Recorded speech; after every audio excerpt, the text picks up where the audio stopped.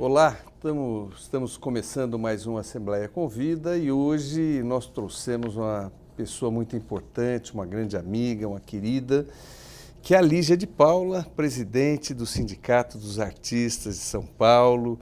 Lígia, seja bem-vinda. Quero dizer que é uma alegria para mim estar te entrevistando. E já indo direto ao ponto, Lígia, queria que você contasse um pouco para a gente da tua trajetória e militância em prol da classe artística. Muito bem, para mim, deputado Luiz, é um prazer enorme estar aqui. E falando do que a gente mais gosta, do mundo do trabalho, do sindicalismo, da arte, da cultura, não é? Bom, eu venho de uma família tradicionalmente política na área de sindicalismo. Meus avós, tios, espanhóis, então vieram naquela primeira leva do século passado, movimento operário, né? E esse prazer, esse gosto, essa luta, essa vontade de melhores condições cada vez mais, né? Me fez entrar realmente, mesmo que como atriz, né, como artista, porque eu acompanhei a gestão do Juca de Oliveira, da Lélia Abramo, da Esther Góes, da Marlene, depois do Antônio Petrinha, e eu entrei. Então, o SATED, ele foi criado em 1934, pelo regime do Getúlio Vargas, né? E, a partir daí, sempre questões da cultura, da importância, das lutas, foram sempre, vamos dizer, bastante atuantes e de grande essência, porque nosso sindicato ele foi criado pelo circo, principalmente o circo e teatro de variedades. Então, quem foi o precursor? O Procópio Ferreira, o Manuel Pera, que foi pai da Marília Pera, os artistas circenses. Então, isso foi chamando, congregando todos os artistas primeiro para que pudessem fazer o sindicato. E o sindicato, a luta dele, além dessa característica do trabalho, ele tem a importância social e também artística. Eu sou muito suspeita para falar, mas tenho que falar e reconhecer que a função do artista é de grande importância para a humanidade. Sem dúvida. Somos considerados, não sei quem falou, mas os faróis da humanidade.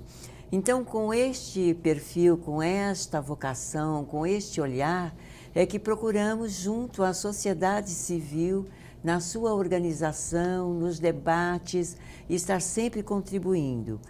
Eu vim de uma era muito boa, porque estava entrando na democratização da comunicação, entrando na democracia. Então, esse papel, fomos a Constituinte Federal durante o ano de 88. E dessa forma, depois nós fomos através das câmaras, da Assembleia aqui, de trazer muitas lutas e vitórias para a nossa categoria. Então, eu tenho muita coisa para contar, muita mas atuação. Vamos sair. Vamos devagar, vamos devagar. Tudo ao seu tempo. Quando você falou das pessoas que te inspiraram, você falou da Lélia Abramo. Né? E quando você falou você destacou Lélia Abramo. Qual a importância dela nessa tua militância, especialmente na luta pelos artistas? Olha, a Lélia é uma referência nacional e ela foi de um grande peso nesta época, na recuperação do sindicato em 1978. Ela contribuiu junto ao Lula, né, na época, a fundação de toda a história, vamos dizer, do partido, do PT, do Partido dos Trabalhadores. E a Lélia, ela sempre inspirou a todos os artistas com uma dignidade, com uma responsabilidade, com respeito, sempre da necessidade de se criar e de fazer das lutas a melhor opção de vida. Então é isso, a Lélia é minha madrinha, o meu parâmetro, a minha luz. Ela me orientou muito e ela dizia: Lígia, você não segue nada do que eu falo, mas eu falo. Imagine, claro, a gente seguia tudo literalmente, mas nunca estava como ela queria, porque ela era muito persistente. E no primeiro convite que eu tive internacional, que eu fui para o Chile, no encontro internacional, e ela disse: você tem que ser muito digna, você está representando a categoria, você tem que se portar muito corretamente. Meu Deus, quanta responsabilidade! Eu não me movia, eu estava sempre prestando atenção. Será que eu estou a contento? Parecia que o olhar Será da que a Lélia gostaria de me ver assim, né? Exatamente. Aí no final ela olhava e ela disse: mas pode melhorar. Sempre pode melhorar. Ela é maravilhosa e eu fico muito feliz que esta casa também possa fazer da Lélia uma referência para que a luta, toda a vontade, todo o trabalho que ela dedicou, não só aos artistas, mas também a todas as pessoas que se voltam pela dignidade e para as conquistas sociais. A Lélia é um exemplo. Lígia, deixa eu te fazer uma pergunta interessante. Nesse momento político que nós vivemos no Brasil, né, sempre a classe política, nos momentos da ditadura e momentos que se seguiram pela redemocratização do país, pelas diretas já, né, no nascimento do Partido dos Trabalhadores e outros partidos de esquerda, sempre se vê a classe artística à frente, lutando, né? E nós vivemos agora um momento muito ruim, é um momento onde o governo central vem esmagar os direitos da classe trabalhadora, vem tirando direitos, quer tirar a aposentadoria. Qual é o papel dos sindicatos dos artistas pelo Brasil nesse momento, nessa luta? É exatamente, deputado Luiz, de dizer que a luta continua, mais do que nunca, porque tem um olhar que é o seguinte: naquela época, na ditadura, a gente via o inimigo, sabia quem era o outro, o que estava acontecendo e qual era o nosso papel. Depois desse processo foi mudando toda uma situação geopolítica, que eu diria, mundial, não é? E hoje está, eu acho, numa esquizofrenia. Então é muito difícil quando a gente percebe ser humano não estar atendendo o papel real da necessidade da luta, da permanência da luta eterna das classes trabalhadoras. Perder direito, depois que nós avançamos, não pode mais. Nós não podemos permitir. O que é direito e deve permanecer. Podemos ampliar. Olha, os artistas eu tenho conversado muito, porque o sindicato ele está aberto a todo o pensamento partidário. Todos e nós acolhemos. E de todos os partidos, todos, deputado, estão sofrendo bastante e não reconhecendo o que está posto. Eles me ligam e falam o que fazer, como fazer, as dificuldades do emprego propriamente, a diminuição do emprego quando nós deveríamos estar em número maior, assim, né? Nós somos aqui no estado de São Paulo 60 mil trabalhadores, que nós podemos estar em todas as áreas de artes cênicas, audiovisuais, de comunicação, radiodifusão, internet. Então está muito difícil. E conversando com todos, efetivamente, ninguém está satisfeito, não. Eles estão num pré-momento, porque nós estávamos à frente. E agora é um momento de que a gente comece a consolidar devagar de novo os nossos passos para recuperação do que nós temos como garantia dos nossos direitos. Nós vamos acontecer. Vamos sim revidar. Precisamos que os artistas aconteçam. Que aconteçam e revigorem, porque o peso foi muito grande. O peso foi muito, muito grande, foi um corte brutal, entendeu? Na essência da capacidade intelectual brasileira. Então nós precisamos dos líderes, precisamos recuperar, sim. Sempre eu entendo da pessoa humana, eu gosto muito de entender, porque essa é a melhor forma da gente entender e compreender o momento. Eu tenho esperanças, eu sou uma pessoa otimista. Eu acho que como o mar, ele recua, mas ele volta, ele traz a onda. Então vamos ter ondas melhores para o futuro. Nós vamos esperamos, sim, Lígia, esperamos, e vamos sim. porque o momento é muito triste, né? É o que você disse.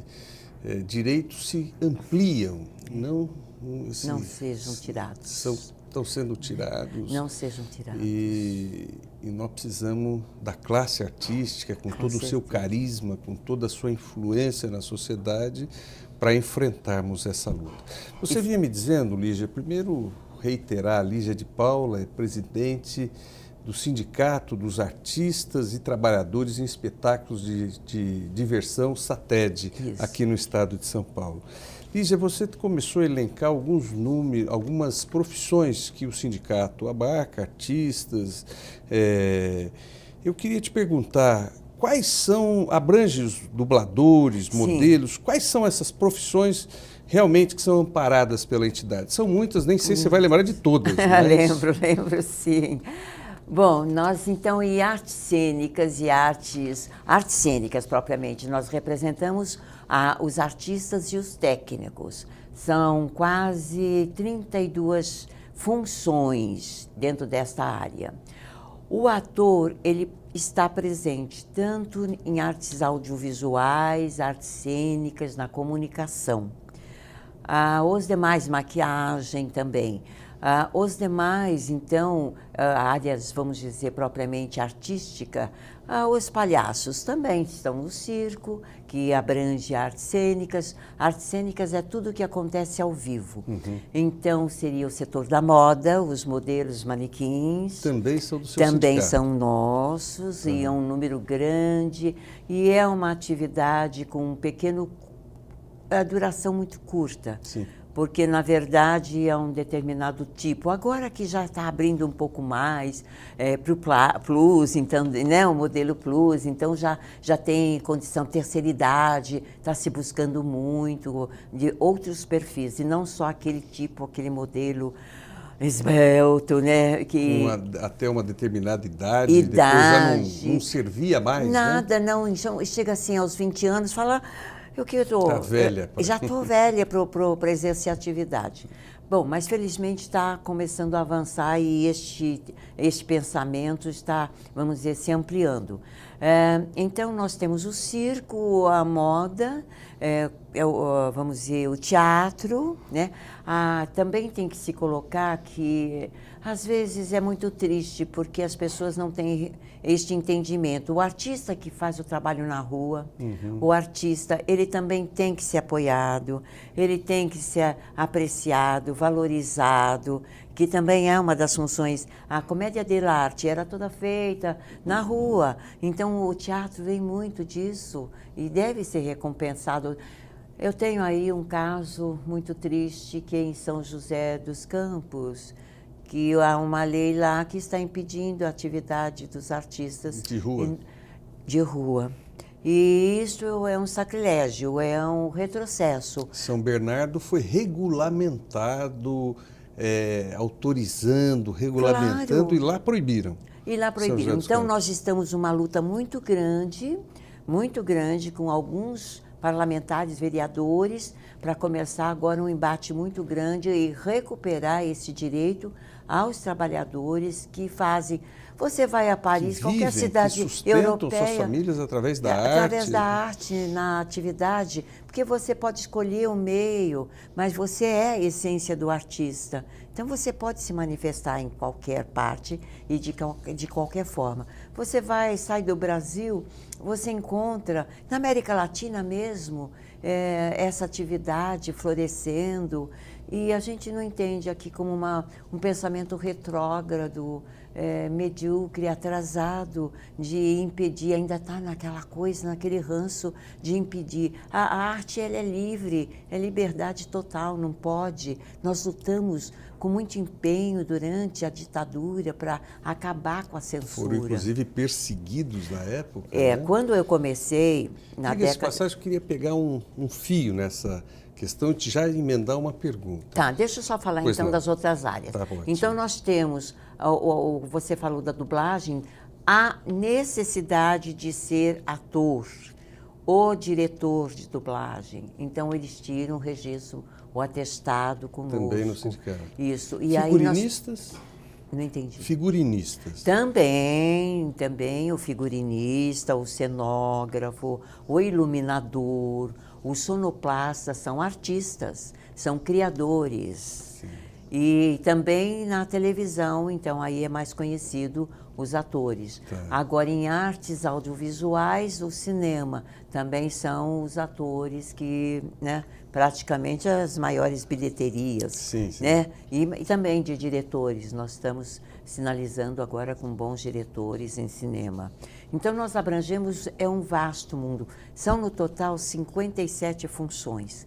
E tem outras funções que foram com o tempo implantadas, mas nós ainda temos uma dificuldade de adequar ao nosso quadro de funções. Nós temos que fazer uma luta no Congresso para adequar este quadro Esses enquadramentos de funções. são feitos por lei, Por lei federal.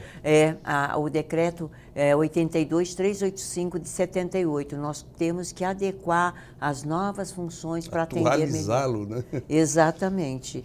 Mas você queria que a gente Então, falasse... Lígia, eu sempre sou da década de 60 e sempre acompanhei os artistas, né? Sempre tiveram na vanguarda, sempre tiveram na luta, como eu disse há pouco, e de forma muito importante em todas as lutas pela liberdade, pela democracia, né?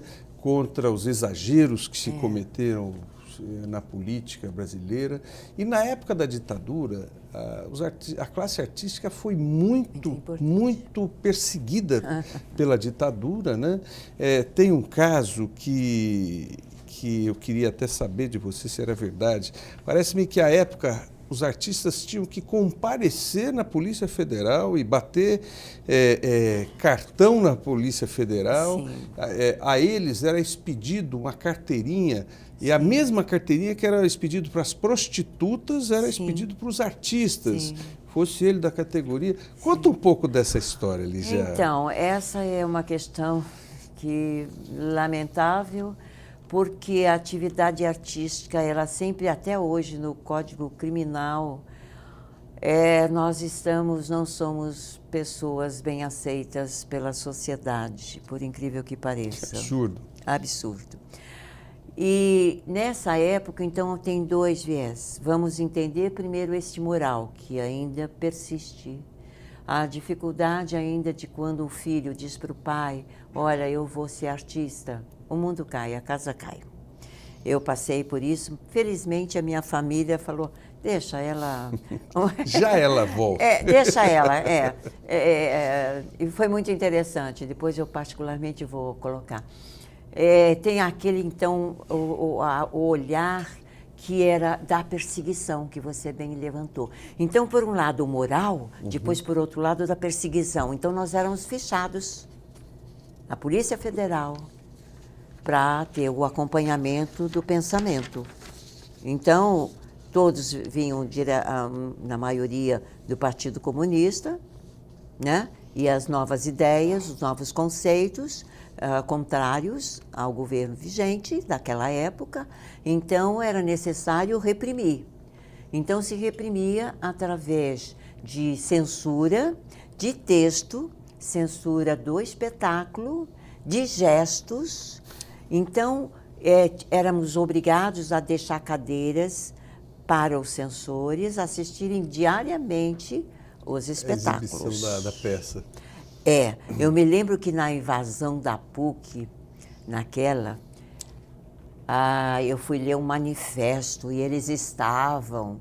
Eu estava fazendo Desligue o Projetor e Espie pelo Olho Mágico. E eles estavam na plateia. E quando eu comecei a ler, que nós distribuímos para todos os teatros, que aquela carta fosse lida, né, para que tomasse conhecimento da evasão na PUC, né? Aí eles se levantaram, começaram e eu continuei a ler, porque a gente foi treinada A ideia foi intimidar, né? Mas a gente não tinha, o palco era nosso, eles que chegassem para ver. Às vezes eles entraram, como a Marília Pera, muitos outros artistas, né, do Roda Viva, eles invadiram o palco. Mas nesse não, eu consegui segurar e falei e li, e eles tiveram que aguentar. E nessa forma, então, essa carteirinha que, desculpe, era considerada a carteirinha de puta. Então as pessoas... Você já tem a carteirinha de puta? Não, então tem que tirar, vai na Polícia Federal para tirar. Na contramão disso foi que nós só não precisávamos... Isso era a carteirinha da Bibi Ferreira, sim, era a carteirinha de Paulo Altran, de todas nós, de todas as... Todos nós tínhamos que ir lá fazer a carteirinha. Só nos livrávamos do exame médico da saúde, que eles obrigavam, né? Então, este outro setor a fazer mensalmente. Então, mas nós tínhamos que ter dos pulmões também, entendeu? De fazer o raio-x para ver se não estava tuberculoso, aquelas outras coisas. Então, dessa forma, o olhar era principalmente a questão do moral, né? E a questão do impedimento mesmo do pensamento, sim, né? Sim.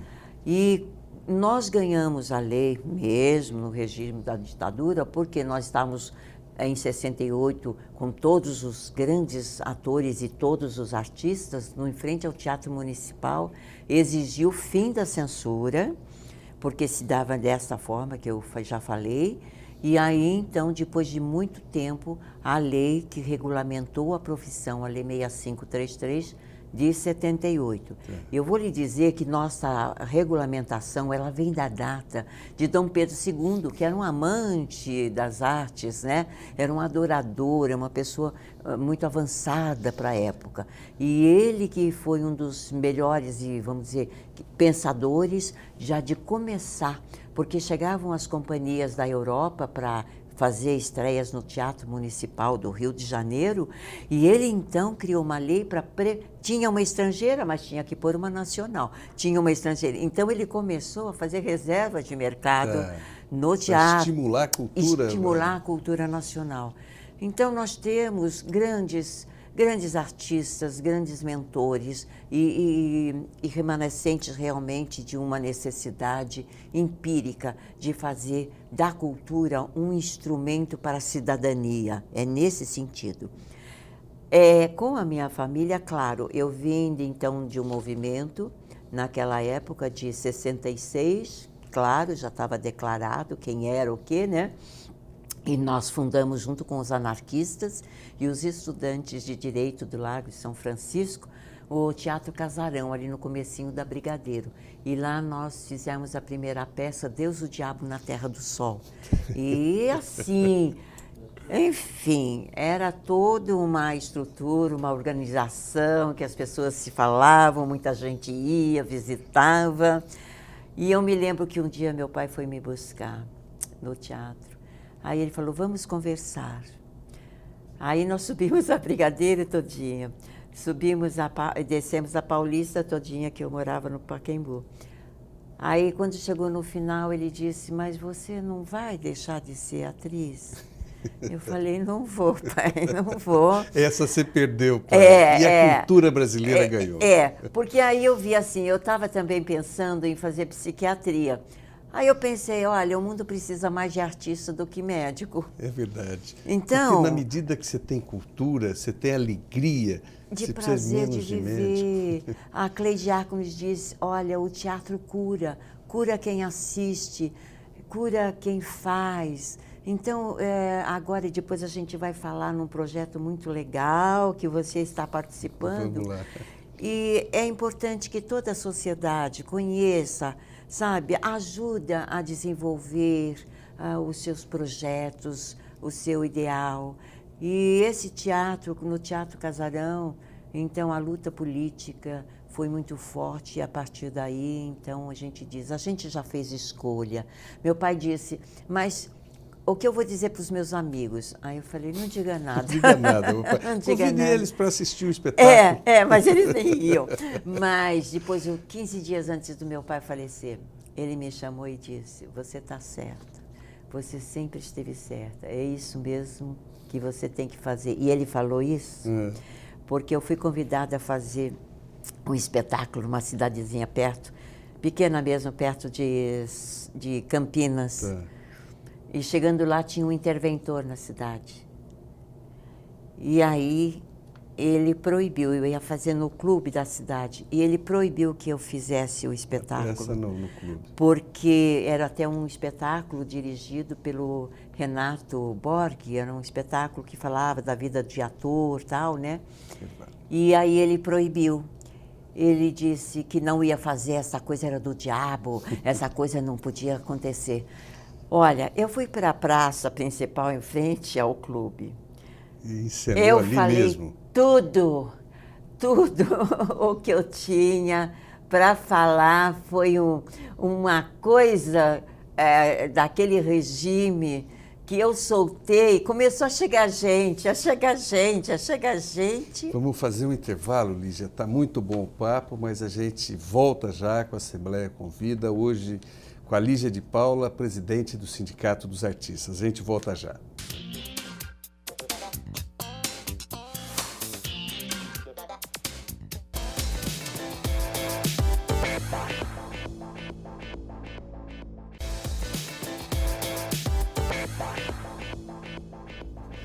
Estamos de volta com a Assembleia Convida.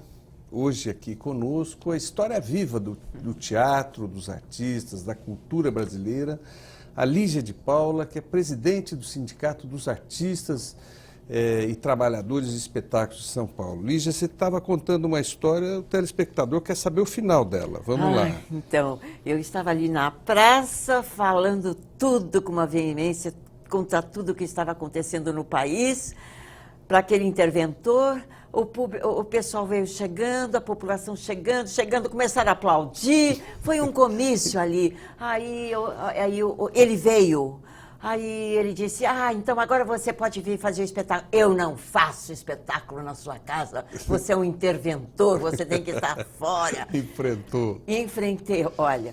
Aí veio o padre e disse, então vem para a igreja. Aí eu falei, padre, muito obrigada, mas naquela época era uma dramatização, eu falei, não vai ficar bem. Bom, mas enfim, aí eu saí pensando, voltei para casa quando eu encontrei meu pai. E eu falei, pai, aconteceu isso. E ele disse, você fez bem, você está certo, é isso mesmo. Então, hoje é aniversário dele. Parabéns. Eu fico muito feliz, Vicente, que ele me deu a honra, o orgulho e essa capacidade de que a gente tem que ser político. Nós não vamos... Aí, Brecht, nunca deixamos de ser político. Bertolt Brecht. Bertolt Brecht. Então, a gente tem que aprender e uma vez entendido, é para sempre. Então, nós só estamos dando um tempo, mas voltaremos. Sem dúvida. Falar nisso, queria perguntar um pouco a respeito dessa preocupação do sindicato em relação à emissão do DRT, na profissionalização dos artistas brasileiros. Como tem sido essa atuação, Lígia? Então, foi uma vitória, porque a partir daí da regulamentação profissional, então, na época da Lélia, depois da Esther, então começaram a ser feitos estudos. E na minha gestão, então, depois de 24 assembleias, nós fizemos uma instrução normativa para atores e depois para as demais funções. E é isso. Então, porque só temos direito assim, como se regulamentar? Você pode fazer uma escola, né, uma formação acadêmica, você pode, anterior à lei, pleno reconhecimento, se você exerceu atividade antes de 78, e Quando você já está, então você tem que ir ao sindicato requerer o atestado de capacitação profissional. Nós temos um conselho de capacitação profissional, então a pessoa, através da instrução normativa, ela faz uma prova escrita, depois ela fala sobre ela, o que ela deseja, o que ela entende, e depois ela vai fazer uma prova prática, aí de comédia ou de drama, o que ela escolher. No caso de artista. No caso de artista. Ator, atriz e tal. Exato. E de circense também, um reconhecimento da atividade, como é feito. Nós estamos numa televisão, será que esse pessoal que está por trás das câmeras, todos eles têm Tem, o DRT? obrigado a ter registro, todo mundo balançando todo mundo balançou a cabeça Ah, positivamente. Até quem fez a minha maquiagem. Tem DRT eu também. tive a honra de assinar o atestado. Muito grata.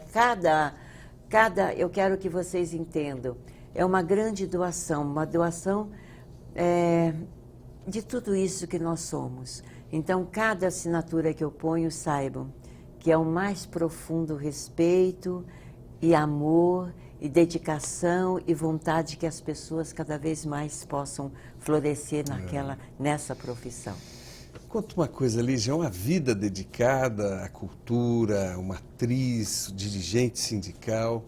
Novembro agora temos novas eleições, né? Primeiro, quero te perguntar quais suas expectativas. Segundo, uma pergunta que não quer calar. Você está querendo dar uma descansada? Você concorre? Vai para a reeleição? O que você pensa? Conta para a gente. Bom, vamos assim. Nós já estamos 15, 16 e 17 de novembro. Nós estamos, então, chamando as nossas eleições. Tem uma comissão eleitoral que rege todo o conceito da eleição. Vamos ter de 7 a 13 a inscrição das chapas. Sim, já tem diversos se manifestando, buscando, se organizando para concorrer, o que é ótimo.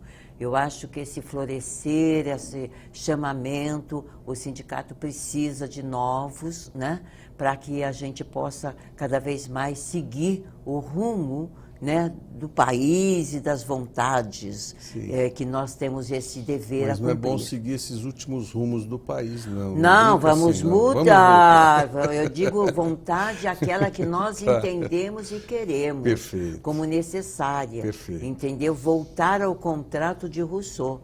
O contrato social é o que tem que ser estabelecido. Nós somos, quando nascemos, temos, junto com o Estado, um contrato. E cadê esse contrato que não aparece? Exato. Então, nós vamos voltar. E então, as pessoas vêm me perguntar, e é sempre esse papel, Lígia, você com a sua experiência, cansada eu não estou. Eu não posso me cansar de algo que me faz... É tão prazeroso essa luta para você, né? Gente, é muito. Eu acordo de manhã, eu digo, ai, que prazer enorme de estar indo atender as pessoas. Isso eu sou mesmo como pessoa. Então, eu tenho um grande prazer em estar fazendo. Nunca senti o menor desprazer, a má vontade, nunca. Eu posso entender que você vem buscar reeleição para continuarmos essa luta? Vamos. Que bom. Porque eu já disse também para a oposição que nós tivemos alguns encontros. Eu disse, eu não conduzo. Eu, ao contrário do lema de São Paulo, sou conduzida. Conduzida pela massa de trabalhadores que me querem, porque eu já, como disse, estive em tantas diretorias, participando, né? Eu vou continuar. Eu acho uma covardia essa eleição, porque um trabalho tão bom ninguém vai querer tirar. Então, eu tenho certeza, eu vou até arrumar alguma coisa e tirar meu DRT só para votar em você, Lígia.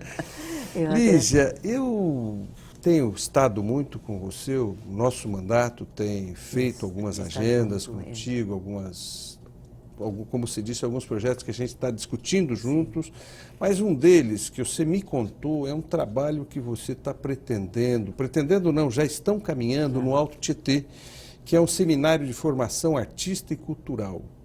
Qual a tua expectativa desse evento? Fala para a gente um pouco, para o telespectador da TV Assembleia. Então, nós fazemos o trabalho assim, por partes. Nós temos São Paulo e Grande São Paulo. Tá. Nós temos Sorocaba, que temos uma regional lá e pega todo o interior, as demais cidades. Você mora em Sorocaba, Eu né? moro em Sorocaba. Legal. Eu moro. Estou lá com meus menininhos. Eu tenho 9 cães. Legal. E um porquinho desse tamanho. Você que tem um chama porco? Zeus, eu tenho. Ele tá lindo, ele tá lindo. Ele todo dia eu vou escolher a comidinha dele, ele come legumes, frutas. Aí eu pego e falo tomate. E ele, Aí ele adora batata doce. Aí abóbora. E eu vou dando ele. Zeus. Zeus é o deus da criação. E ele então, ele acompanha tudo o que eu faço. E dizem que ele é mais inteligente que o cão. Ah, é? Que o porco é mais inteligente? É o mais inteligente que isso. E ele é de fato inteligente, porque eu falo, olha, tá gostoso? Tá bom, Zeus, tá gostoso? E ele é Aí eu de novo faço carinho na bochecha, que ele tem um bochechão. Tá gostosa a comida? Como eu já falei. Já te falei. E a minha cachorradinha eu recolho, né? Então, mas são lindos. E eles me dão uma parte da minha vida muito satisfatória, entendeu? Eu moro numa chacrinha que eu plantei a Lélia, plantei a Ide Bittencourt, plantei meu avô da minha mãe, pai da minha mãe e meu pai. Plantei a Elis, plantei a Miriam Muniz, eu plantei o Flávio Império. Eu plantei todo mundo. Cada um é uma árvore. Cada um é uma árvore. E meus irmãos já falecidos, eu vou plantando. E quando eu chego, abro o portão e falo, gente, cheguei. Aí é um relax. Bom, mas agora, você estava falando do seminário. Do seminário. Então, agora nós estamos voltados e é um trabalho muito intenso, muito forte, que nós vamos nos reunir. A programação está fechada já? Já está, vai ser agora em setembro. Tá. Então, nós vamos fazer um grande encontro, a formação de profissionais que queiram obter o atestado de capacitação, então será feito o curso, né? E depois nós vamos fazer a palestra, vamos levar o conselho para fazer a avaliação. Nós vamos depois fazer um grande encontro, queremos nacional, lá nessa região, para a gente estar reivindicando, promovendo e propondo muitas coisas. Sim. Então, eu estou muito alegre. Serão 3 dias? Serão 3 dias. Serão 3 dias de atividade plena. E nós estamos buscando também textos, peças, para que a gente possa também estar discutindo, estar promovendo. Vai ser em Suzano. Em Suzano. Eu sou muito amigo do vice-prefeito e um amante da cultura, né? O Valmir foi vereador, foi secretário de Cultura do Marcelo Cândido, foi vereador e hoje é o vice-prefeito da cidade. E junto com o Valmir, vocês estão desenvolvendo esse trabalho no sindicato.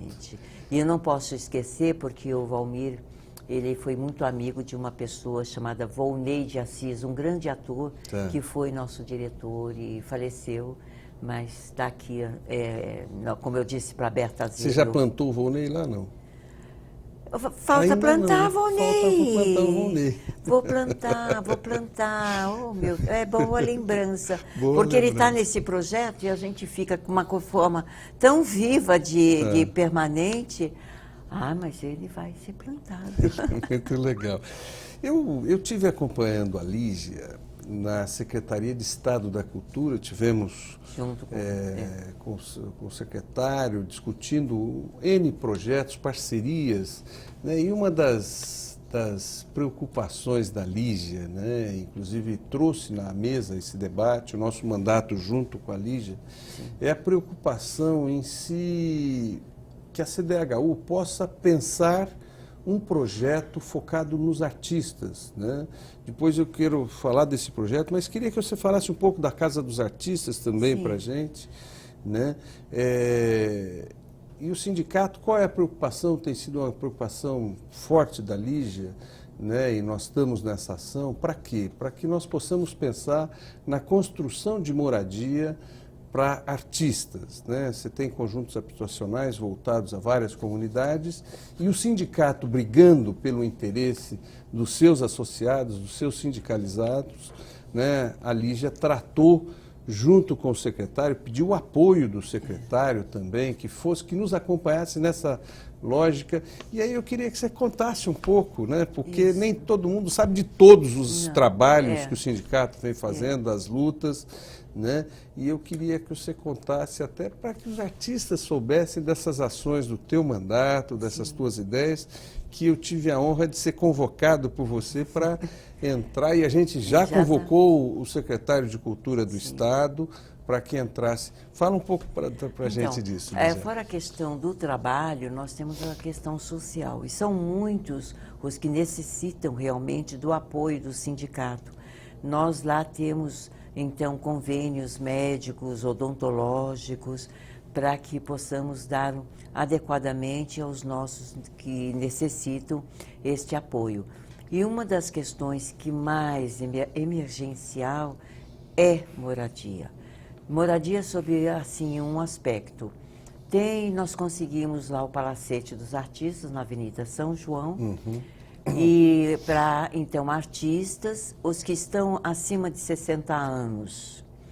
Agora, a demanda que nós temos, e eu pude levar, né, e você acompanhou, são 150 pedidos já de moradia, de pessoas que estão nessa faixa, vamos dizer, ainda trabalhando e não estão produzindo e não tem moradia. Então, com muita tristeza, tem nossa gente que mora, uma vez veio uma atriz brilhante, faz inúmeras publicidades, está com o rosto na mídia, ela mora numa pensão por 2 por 2, só onde cabe a cama dela e uma mala que ela deixa. E então diariamente nós sabemos de coisas que nós temos direito a uma vida boa, como todos os brasileiros. Mas esta luta do CDHU vai ser muito importante para que possamos, através do seu apoio, do seu mandato e também agora com o nosso secretário de Estado de Cultura, fazer junto um esforço para conseguir, junto à esfera de habitação, focar realmente para que esses artistas e técnicos também possam estar pegando a chave da sua casa, tendo uma garantia. Isso, olha, 50% da vida dos nossos trabalhadores já estará resolvida, porque nós estamos passando por uma situação muito, muito terrível. É um custo alto, o aluguel, então se pague algo que é seu, que possa depois ser usufruído da melhor forma. Então agradecemos muito, e você atendeu prontamente, abriu seu coração, a sua agenda, buscou nada além da nossa obrigação, Lígia, ainda mais com você. Mas sempre carinhosamente, é isso que a gente agradece. E vamos sim, eu quero fazer ainda este ano, a gente fazer esse encerramento com uma assinatura de um projeto do CDHU. Que Deus nos abençoe nessa caminhada. Vai, com certeza. Se Deus quiser. Deixa eu te fazer uma pergunta, Lígia. E o Palacete? Como vive, quem vive ali, como vive, quem sustenta? Aquele foi diretamente, porque essa luta já vem desde a época da Erundina. Sim. Então nós batalhávamos bastante, e até tínhamos escolhido um terreno que é lá depois do Interlagos, mas aí acabou não dando certo. E depois de toda a vida a gente vai buscando moradia, moradia, moradia, junto com Paulo Goulart, Sete Bruno, a Eva Vilma, a Antônia Bujanra, muita gente conheceu, Odilon Wagner. Então, particularmente, nós empenhamos e conseguimos um prédio no comecinho, que era o antigo Hotel Cineasta. E conseguimos. Então, a administração é da gestão pública, é do município. E lá são 57 moradores, que era um hotel, e então transformou-se em pequenos apartamentos, e eles estão, então, morando lá. Acima de 60 anos. E eles pagam realmente, vamos dizer, a manutenção. Né? E está indo bem, está acontecendo. Agora, tem muitos artistas ainda sem casa e que nós precisamos correr e lutar. Eu já, com esses nomes, eu já tenho 150 ali. Eu vi, você estava com a relação, papel, nós levamos, mostramos inclusive para o secretário a relação. Então, a gente tem que olhar. Não podemos deixar nem abandonar. Temos que olhar e fazer com que todos efetivamente possam ter a sua casa própria. E eu sei que nós vamos conseguir. Eu tenho sentido, ao longo do exercício político, Lígia, e com muito pesar, né, a relação do poder público com a cultura. Né? Tão logo a Dilma foi tirada do governo, a primeira medida daquele povo que se apoderou do governo central foi acabar com o Ministério da Cultura. Isso mostra claramente que assim, a elite brasileira, ela não olha a cultura como um instrumento de formação de uma nova geração, que a cultura é um mecanismo para você atrair a juventude, até na infância você atrair essa juventude, tirá-los das ruas, formá-los em alguma coisa, disputar essas crianças com a criminalidade, com a droga, né? E em contrapartida, nós temos visto assim, os prefeitos, os governadores, o próprio governo central que aí está, né, jogando a cultura em quinta, sexta, sétima posição. Eu estou dizendo, depois de tudo, aí começa aqueles que foram abandonados, e a cultura lá atrás, sem verba nenhuma. É triste isso, né? É lamentável tamanha ignorância. Eu só posso dizer isso, porque quem ignora a classe trabalhadora, o papel da cultura, é não reconhecer o direito do povo. Não reconhece. É lamentável. E verbas necessárias para que o jovem que está iniciando ou que está experimentando tenha esse direito de começar. Nós temos também, você estava presente quando eu lembrei do Raul Cortez, que eu falei desse projeto dele, e o secretário adjunto adorou, porque nós queremos criar realmente as condições necessárias para que haja esse investimento e retome o crescimento cultural no país. Porque não quero, mas se o mundo acabar, a única referência que houve, restos de civilização, é a arte. Nada mais vai dizer que teve gente viva no planeta Terra. Só a arte vai dizer, como nossos ancestrais nas grutas deixavam os desenhos, escreviam como, faziam. Então isso, é um desleixo que a gente não entende. A gente não entende o porquê, mas a gente entende, porque a cultura, ela vai abrir as pessoas, vai abrir a cabeça, o sentimento das pessoas.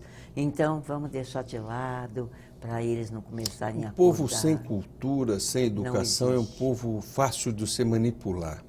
Né? E infeliz, né? Estamos acabando, né? Mas eu queria, o sindicato e o nosso mandato, eu tive a honra de ser escolhido pelo sindicato para juntos a gente fazer uma sessão solene no dia 21 de agosto, às 18h30, aqui na Assembleia Legislativa, para celebrar o Dia do Artista. E aí você escolheu um artista a ser homenageado. Eu não vou dizer o nome, você é quem vai dizer, né? E eu queria te perguntar, né? Qual a expectativa que você tem dessa sessão solene que nós vamos fazer para homenagear o artista, né? E essa casa nós vamos encher? Vamos! Primeiro, deputado Luiz. Quem é que você vai homenagear? Que sessão solene é essa? Eu quero agradecer que você incorporou com muita vida esse desejo, porque a gente não pode esquecer nunca. Uma forma da gente dizer da importância é fazer homenagem. Sérgio Manberti. O grande Sérgio Manberti. O divino lutador, o batalhador, o homem de múltiplas funções, um político, uma pessoa simples, uma pessoa maravilhosa. E eu tive, o ano passado, eu fechei o congresso da FIA, da Federação Internacional dos Atores, 200 pessoas no Hotel Hilton, em pé, aplaudindo Sérgio Manberti. Foi a doação. Nós temos que reconhecer as pessoas importantes, que são cidadãos de todas as formas, de todos os jeitos, nos conceitos. Sérgio é múltiplo e eu agradeço muito que você abriu o seu coração a esta casa para que no dia 21 de agosto, às 18h30, nós vamos render as nossas homenagens a essa pessoa grande ser humano, né? Ser humano. Grande ser humano. Não só um grande ator, mas sempre à frente da luta. Tudo, e sempre com um sorriso, com um carinho especial, recebendo tudo. Ele ficou, eu nem te conto como, né? Deixar o convite a todo telespectador da TV Assembleia, dia 21/8, dia 21 de agosto, às 18h30, na Assembleia Legislativa, uma sessão solene em homenagem ao artista, onde vai ser homenageado o grande ser humano, o grande ator, Sérgio Manberti. Queria abrir para você fazer as considerações finais e a gente fechar esse quadro de Assembleia Convida. Hoje, a história viva da classe artística, presidente do Sindicato dos Artistas, aqui conosco. Quero dizer que foi uma honra te entrevistar, uma honra dividir esse espaço com você. Suas considerações finais. Eu, primeiramente, deputado Luiz Teixeira, eu agradeço muito você e sua equipe maravilhosa, que abriu tudo que pôde, nos acompanhando nas questões políticas, abrindo agendas para que todo o nosso compromisso e empenho para a classe artística e técnica possa estar, vamos dizer, acontecendo. E, de todas as formas, para fechar realmente, né, essa homenagem, nós estamos já falando para diversas cidades que venham com ônibus para que possam fazer desta noite, no dia 21 de agosto, aqui na Assembleia Legislativa, uma grande noite de convívio artístico e de grande abraço, de refazer política no país. Obrigado, quero te agradecer muito e quero terminar essa entrevista te aplaudindo pela sua história, pela sua vida, viu? Obrigada, pela sua luta. Também. Um grande abraço, finalizamos assim o Assembleia Convida.